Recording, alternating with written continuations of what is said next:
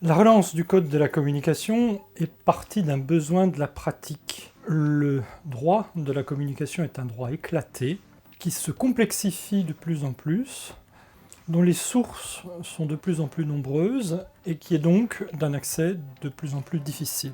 Nous avons souhaité réunir dans un ensemble cohérent l'ensemble des outils dont les professionnels peuvent avoir besoin. On est rarement spécialiste de tout le droit de la communication, on le connaît rarement dans son ensemble. On est spécialiste d'une des branches de ce droit, mais les frontières n'étant pas strictes, on a besoin d'aller voir dans la branche voisine, très souvent. On a besoin d'accéder à des textes d'application que l'on ne manipule pas toujours.